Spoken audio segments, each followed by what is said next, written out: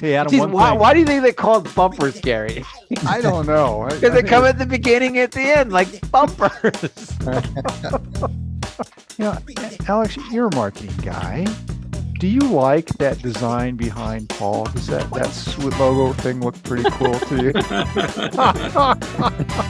Hey, I forgot to hit the record button. Yeah, that's really professional, isn't it? Well, this is a professional podcast. I met her in a parking lot and was handed two little Yorkies. And the only person I knew that knew Yorkies was Paul. So I called Paul and said, Paul. Sweet Talk is a weekly 20-minute podcast brought to you by the Continuing Education and Workforce Training Division of Idaho State University's College of Technology. Find us on Apple Podcast, Spotify, and SoundCloud and subscribe today. Now it's time to get started with Sweet Talk. Hello, everyone. Welcome back to Sweet Talk, our weekly podcast here at Idaho State University's Continuing Education and Workforce Training. Although we've been a little lax in the weekly lately, glad to be back. And as always, joining us is our interim director, Raylyn Price. Raylyn, how are you doing today? I'm doing good. It's a wonderful Monday morning and beautiful day, spring day, April. We're looking forward to even more warm weather. Probably doesn't go along with Andy's sport, but we love it. Also today we have Angie Wilhelm. She's our marketing coordinator. I'm going to turn the time over to Angie. Well, thank you, Raylyn. Today we have Andy Whittier as our guest on our podcast. For those of you who are familiar with our podcast, you are also familiar with Andy. He is a ISU alum and also a former ISU athlete where he played on the football team during his collegiate career. Post-collegiate career, Andy joined a very unique sport, and he is an Olympic hopeful, currently on the skeleton. I'm going to let Andy introduce himself and kind of tell us a little bit about what he has been up to. Welcome, Andy. Awesome. Thanks, guys. I appreciate that. Happy to be back. Yeah, happy to be back on here, guys. Proud Bengal alumni. Go Bengals. Happy to continue sharing the story of just all the success and the hard work that goes into this. And then I love that this is continuing education as well, because even once you're done with school, like into life and whatever you do next, the education part doesn't stop. And that's one thing I've learned in my sport, and that's what I love the most about it. So, Andy, I've not been on our podcast with you, and some of our listeners might not be familiar with you. Which sport are we talking about? Yeah, so I compete in the Winter Olympic sport of skeleton. So a lot of people will kind of go down the reference. We talk about bobsled. That's kind of the main one that a lot of people know about. Most people have seen Cool Runnings from the 90s. But so the same track that bobsled goes down, we go down head first, solo, basically on a cookie cutter sled or on a cookie cutter sheet, right? It's like what you put your cookies on. Just imagine that with a couple little runners or what you'd use for a sled, flying down 80 miles an hour, 80 plus. Head first. Head first. Safest one of all three. No, Andy, you've actually had a really good, from what I've seen, I do follow Andy on social media so I can keep up with his career progression, but it seems like you had a very, very good year. Can you tell us a little bit about your season this year? Yeah, absolutely. This was definitely the best year for me. Kind of kicking it off, I made the full commitment to move to Lake Placid, New York, where the 1980 Olympics were held. This is where one of our Olympic training centers is.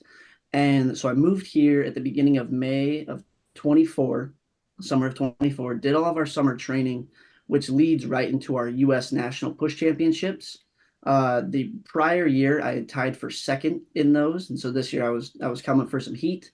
I ended up winning our U.S. National Push Championship, so I was able to check that off my to-do list for my personal goals this year.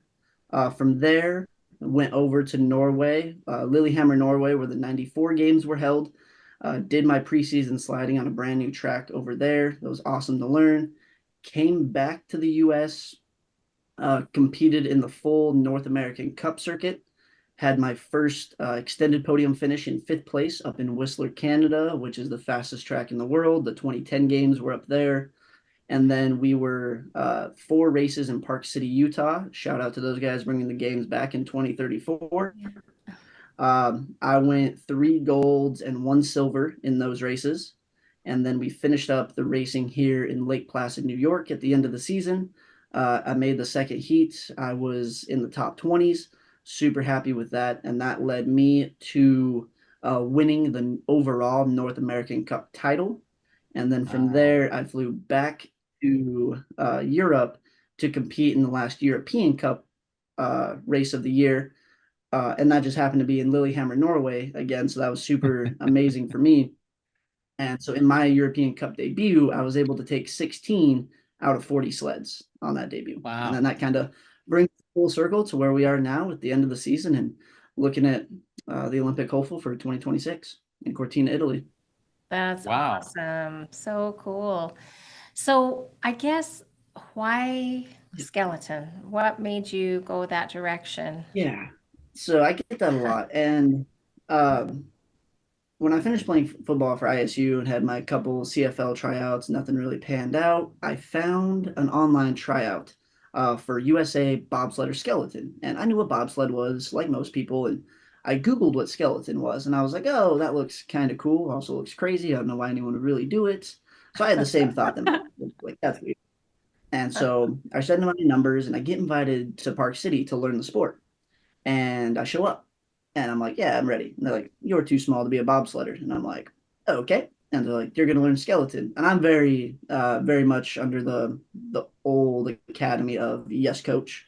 And so I hopped on the sled, started down halfway through Park City. And 4 years later, here we are still. Wow. Still, I love it way more now than when I started because I was terrified when I began. Yeah. But yeah, I got told too small to be a bobsledder. Here we go with skeleton. Skeleton, and you've been very successful. That's really cool. All right. So Yeah. go ahead, Paul. I'll let Well, you ask. well, you're going on a cookie sheet head first down at what we traditionally know as a bobsled track. How Yeah. fast do you get on average? And so this is the best part. So Park City and Whistler are 2 of the fastest tracks in the world. In Whistler, Canada, we are doing 89 miles an hour. When you go into the final curve there called Thunderbird, you are pulling 6 to 7 Gs instantaneously. And then in Park City, you're going to average between 80 and 83 miles an hour, depending how nice the ice is. And that track crew down there is amazing at what they do. And then at that track, we're pulling between 4 and 5 Gs on a lot of these big double pressure curves. Wow. And then that's I like just- our top end. And then, yeah, go ahead. I just looked up a statistic to put this in perspective. A cheetah tops out at 75 to 80 miles an hour. So they are going fast. You are going fast. Oh yeah, the way I like to try and like kind of correlate it to people, especially people who may not ride motorcycles or anything.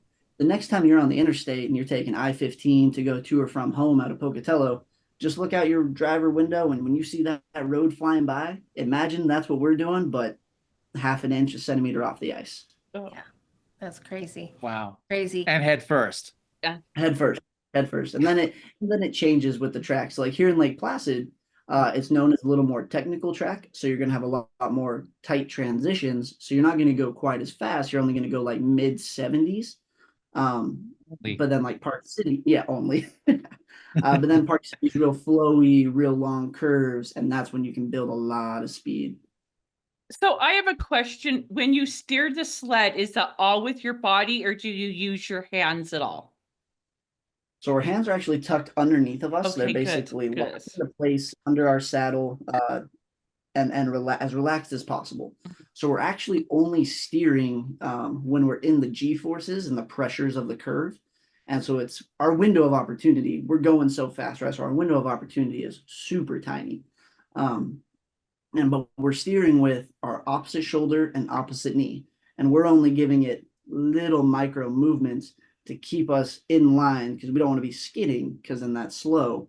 We want to keep our runners straight. So we're going around the curve at the optimal, not angle, but just the optimal line. And it's just the micro movements because when it comes down to it, and it really hit me this year, the difference between a gold medal and 4th place is 300ths of a second. Wow. Wow. So you're going head first. I got to ask, Yeah. what is the safety equipment you wear on this cookie sheet? Oh yeah. Yeah. So like during training days and stuff, we all have a helmet. And it's all for the most part DOT approved. That's kind of like the normal standard that we have. We've got 3 different variations of helmets within the IBSF that we can use, which is like the big governing body for bobsled, skeleton, and luge, or bobsled and skeleton, excuse me. And so I've got what we call a UVEX. So it's pretty lightweight, pretty big visor, because as we're down, we want to be tucked in, but we want to be able to look up and still see the track when we can. But it's mainly like it's much less than a football helmet and just a little bit more than a bicycle helmet. There's not much to it. Okay, now I got to ask this question. So Oh, yeah. I do video in our department, and I have to ask, Mhm. is there a video anywhere of someone wearing a GoPro doing this that we Oh, yeah. could kind of see what it's like? Yeah, absolutely. So Oh, I put a yeah. GoPro on my back for Lake Placid 1 or 2 years ago. So there's one for here. There's a bunch for Park City, Utah. Like if you just go to YouTube and type in POV skeleton Park City, it'll Uh-huh.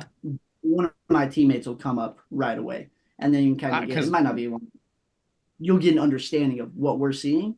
And what's crazy yeah, is like the GoPro, you're going to see the whole track, but for us, we only get to see going in and coming out of the curves because when we're under those G forces, our necks get compressed down, and so we actually aren't looking through the whole curve. oh Where wow. this is where this and that's where the studying comes in that I brought in earlier. It's like I know this curve is going to have 2 big oscillations. I got to feel it, back down, feel it, breathe out, look. Okay. Here's where I'm going in my next curve, back down. It's basically we're going down a 1 mile track, 90% blind. Okay. Oh, so you basically, so this is like you just feel it, and you can. So oh wow, that is that's interesting because that means you actually little tiny changes you probably are amplified because they're coming up through the cookie sheet right into you. Oh yeah. Yeah, absolutely. And so like we can feel like the gravity change and the sled angle will change our direction. And that's when we know like, okay, I might be in a bad spot. I gotta really give it some more steer here to get me back online. So it's more like a safety to come back in. But it's just like, and obviously our eyes aren't closed, but that's like that's a lot of us how we study. Yeah. Our eyes are doing a track run or a track map and a run visualization. And so as we're going down, we can sense it and we're like, that's not where I'm supposed to be. Let me correct it, come out of here. And you might not get a correction back online for 2 or 3 curves because you're going so fast. But and then it costs you time and stuff. But yeah, it's that realization instantaneously of like, this is the wrong spot to be. I know I have this curve and the next curve to fix it and still give myself a chance to be in a competitive placement going through this heat or the next one. So I'm going to ask a question to Go back ahead. up a little bit, because I've followed you a little bit. And for those who don't know, are there levels to skeleton like compared to baseball, like AAA, semi-pro, pro? And then how have you grown in that? And then what's like the Olympic level? Absolutely. So there's definitely levels. We have our North American Cup. I put it in terms of football just because that's a little more high school football specifically for relevancy. Skeleton takes a long time to master. It's not something you can come in and be the best at right away, just because there is so many technicalities with it. I talk about our North American Cup is a great place to start for your like freshman team, right? So you're going to go dominate that. And then the European Cup is that next level up, kind of getting a taste of what varsity is going to taste like. And then these are still really good sliders too, not to take away from anybody in the simplification. And then the World Cup is like, okay, you've made it. Like that's where this is the top. This is what's getting the YouTube views. This is we're broadcasting live over in Europe or Asia or America, wherever they're at. And then when the Olympics come, it goes by point allocation throughout the year. So you could have someone from the European Cup have more points and represent a country for the Olympics. but generally you have an idea in the World Cup field who from which nation is gonna be representing those guys. So like my big goal this coming year, I should be on our European Cup team, traveling all across Europe from October to March. And then once, if I have enough points and my number gets called to go represent the USA in the Olympics, I did my job. It's time to go show what I can do and represent the red, white, and blue. If not, I'm going to stick to my plan, win or be top 6 in the European Cup and continue to progress to become the best slider possible. So when it is my turn and I have the accolades and the understanding of sliding and everything behind me, and it's my time to represent, I can represent the USA at the highest level possible and make sure we're at the 1, 2, 3 spot on the podium. Okay, so that like the World Cup? Will you go from European Cup to World Cup in your progression? Yeah, so that would be generally the next transition. Obviously, I've got some really good teammates, so it's also that's what's really cool about this sport is as individual as it is, and I am competing against my teammates for those spots. We are still Team USA, and we're like, if you're doing good, I'm happy for you. I never want your success to be a failure to me. I want to push you to be as great as possible, and I will expect you to do the same for me. And that's how we build a better culture and be better overall together. That's very cool. Very nice. So, have you had any scary moments? Oh yeah, absolutely. So when I first started the sport, like I said, like I was for sure terrified of the sport up until probably about a year and a half, 2 years ago. Wow. When I was in Park City, just because there's so much to it. But when I was in Park City, going down the track, it was my second camp ever, day 2, run 1. And I'm like, all right, we're just going to send it, see what happens. Try a different line, try something new. Like, I just need reps to learn.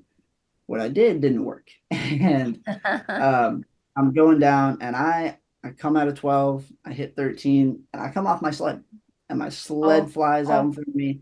And I end up, there's only like 2 curves left, and this is the lowest part of the track. So, like, now I'm just sliding on my butt, trying to stop, go around big curve 14 into what we call low point. So you see on the cameras, my sled takes off, tries to go up to the finish line.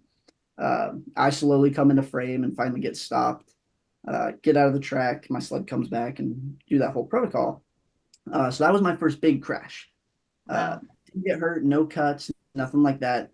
And when you like start to watch us or look into this, all we're wearing is like our helmet, baseball gloves, and then like an Under Armour speed suit. Like that's it, skin tight suit, nothing crazy. And then my next probably if it was a big crash, it's just a repetitive crash that I couldn't figure out a curve for. I ended up cracking my right ribs here in Lake Placid. I just kept going into a curve and then just falling right on my ribs within my saddle. And so those have really only been my 2 major pains, but I fixed them. I've learned the track better. I've mastered those corners, so no more broken ribs, no more flying off my sled. But yeah, it happens. It's just kind of, it's a weird thing to say, but like it's a learning curve of the sport to know like at some point it's going to happen, but step back into the batter's box, keep swinging, get back on the bowl, keep riding, just keep going, and it's going to get better. So That's Andy, awesome. you said you had some fear initially. Did you find that once you conquered those fears, your performance improved? Absolutely. Once I understood that I need to have fun. Once I brought fun back into this, the fear went away. Like I get to do something that such a micro portion of anybody on the planet gets to do. I need to have as much fun with this as possible during my time in this because it could end at any moment. Enjoy it. And that is when everything really just flipped for me. And I was like, okay, we're having fun with this. And that's when I moved to Lake Placid. And that was like the very end of that training year in March, moved to Lake Placid in May. And it was just huge transition upwards after that mental shift. That's awesome. I have another question for you. What has been the most rewarding part of this sport for you? My teammates are amazing. Like I love all my teammates from the rookies that we have to some of the vets that are still here. My coaches are amazing. There's a lot of people in this that make it rewarding. I think the thing that I felt the most this year, we've all heard the national anthem. We've all been a part of stadiums or ISU football games when they play the national anthem. And it's one thing to be there, and be a part of that.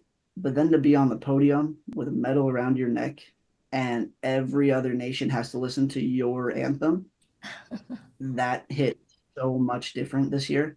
And I think that has been one of the coolest things to experience through here. And then it was in Park City too. So I had my mom and my stepdad there, some of my friends, my teammates, obviously, and then some of my close mentors as well. So it was really like that. That was a very emotional kind of week, 2 weekends for me. So That's awesome. that So was huge. if I'm hearing you, it's more than just what it is for you. It's also your representation for something much bigger for the United States of America. Yeah. Yeah, absolutely. First and foremost for me, it's like my friends and family. Like I wouldn't be here without those guys pushing me and turning me into who I am today. But then like the way I look at it is like I'm representing Pocatello first. Like I'm a diehard Pokey guy. Like I love what our town is and I love what our city does and the possibilities that we put out as athletes and humans. That everyone there is great. And then from there, representing Idaho, like I have a whole Idaho tattoo on this arm. And then from there, USA, right? And it's like I look at it as we're not just in places because we're a big country. We're here because we care and we're here to be the best. And when we're the best, everybody becomes better around us. Because if you're not helping other people become their best, I don't think you're really helping anybody at all. I love that. That's perfect. Unfortunately, we are drawing low on time. I think that was a great quote to end with, though, Andy, is to, if you're not helping other people, you're not really doing much. I think that's fantastic. But as we close out, Andy, I want to give you an opportunity to kind of talk about where people can find your stats on what Olympic years you're looking at going to. And if someone wants to follow your career, where do they go to do that? And maybe Yes. even how they could support him if Mhm. that's even an Yeah. option. Yeah. Yeah, that's a whole different conversation for self-funded athletes and what we're doing. But if you want to follow the journey, you can follow me on social media, just Andy_Whittier. That's on Instagram. You can check out my website, andywhittier.com.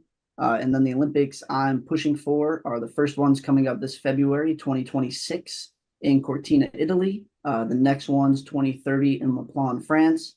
And then I plan on hanging up my career 2034, Park City, Utah, bringing home the gold. And then after that, heading back home to one of my biggest sponsors, Hooligans Bar, and enjoying it with everybody there. Okay, so one quick question before we say goodbye, or before we wrap up. When will you find out if you make the Olympics in this next February? We will know on January 21st is the cutoff date. Oh, wow. So Wow, that's close Yeah. from finding out to going. 8 months to there. Oh, Wow. Okay. All right. Excellent. So thank you, everyone. Andy, thank you for joining us. Really appreciate it. Very informative. I did not even know this sport existed, and now I do. I'm going to go, as soon as I'm done with this, I'm going to go on YouTube and look at the craziness that it sounds like it is. Andy, thank you so much for arranging for Andy to be on the show today. Really appreciate everything that you do. Raylan, as always, thank you so much. Now, if anyone wants to check out our offerings, they can visit our website at cetrain.isu.edu, or you can email us at cetrain@isu.edu, or you can phone us at 208-282-3372. And this podcast is our way of reaching out to the community and introducing people to people like Andy, who's a homegrown Pocatello boy.